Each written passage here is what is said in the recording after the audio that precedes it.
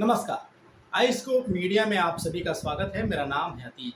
देश और प्रदेश की राजनीति की खबरों को जानने के लिए सब्सक्राइब करें हमारा चैनल। उत्तर प्रदेश के उप मुख्यमंत्री केशव प्रसाद मौर्य ने गुरुवार को कहा कि गरीबों के जीवन स्तर में सुधार के लिए राज्य सरकार 100 दिन के भीतर 1 लाख से अधिक गरीबों को नए घर बनाकर उनको चाबी सौंपेगी। राज्य ग्रामीण आजीविका मिशन के तहत 50,000 नए स्वयं सहायता समूहों का गठन करेगी और मनरेगा के तहत 61 नदियों का पुनरुद्धार भी किया जाएगा।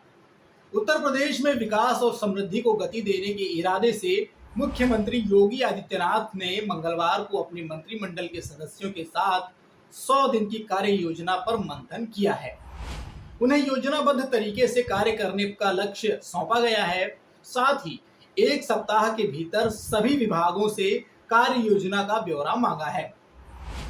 योगी के नेतृत्व वाली पहली सरकार 2017 से 2022 में बतौर उप मुख्यमंत्री लोक निर्माण विभाग संभाल चुके मौर्य को इस बार ग्राम्य विकास एवं समग्र विकास दिया गया है।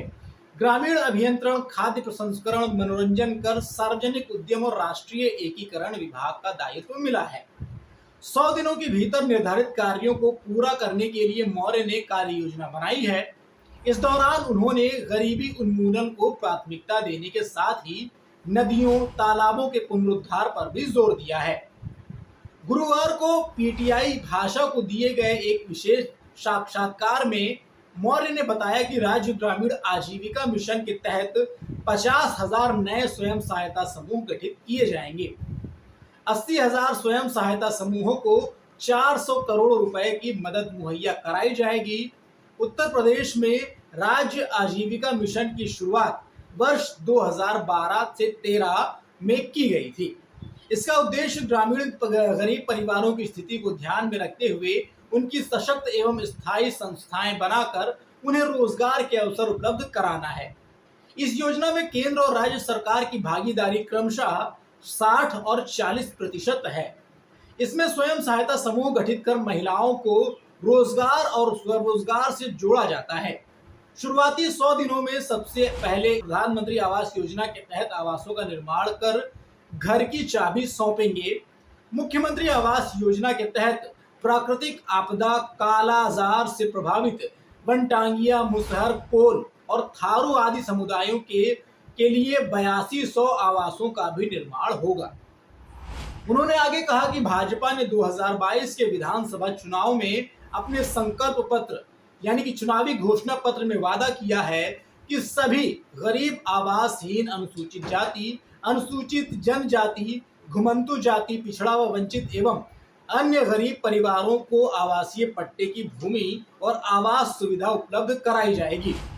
उल्लेखनीय है कि 1 अप्रैल 2016 से प्रधानमंत्री आवास योजना की शुरुआत की गई और भाजपा नेताओं ने योगी आदित्यनाथ की नेतृत्व वाली पहली सरकार में 40 लाख से अधिक गरीबों को आवास देने का दावा किया है।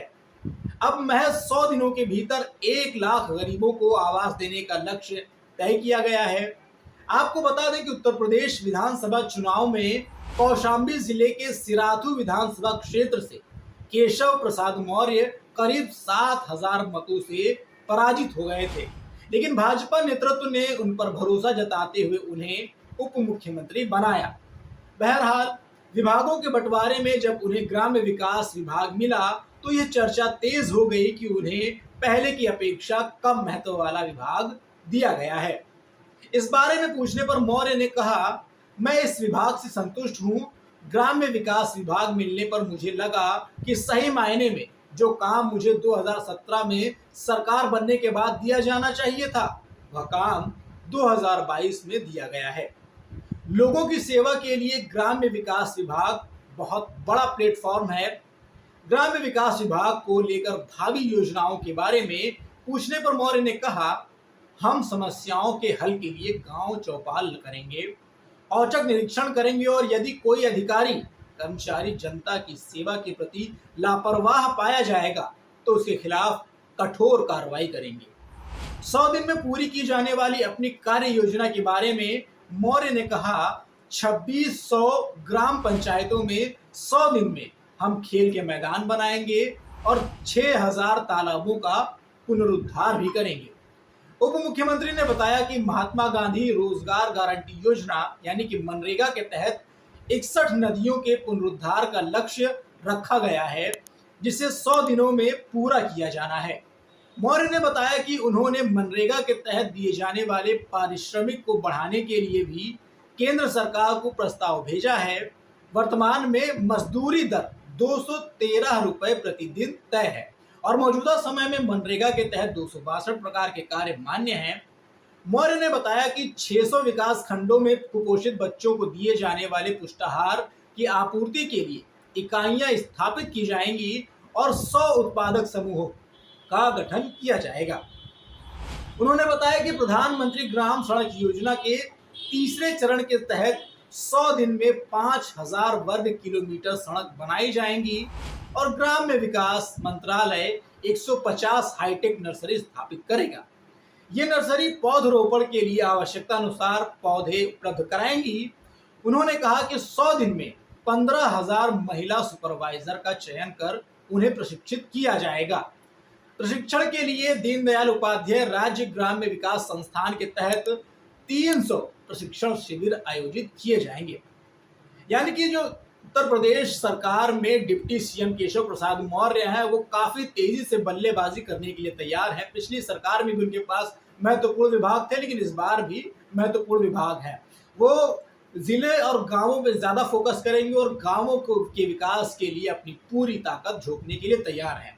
तो दोस्तों, आज के इस वीडियो में फिलहाल बस इतना ही। अगली वीडियो में आपसे फिर होगी मुलाकात, लेकिन तब तक आप देखते रहिए आई स्कूप मीडिया। लखनऊ से आई स्कूप मीडिया के लिए अति।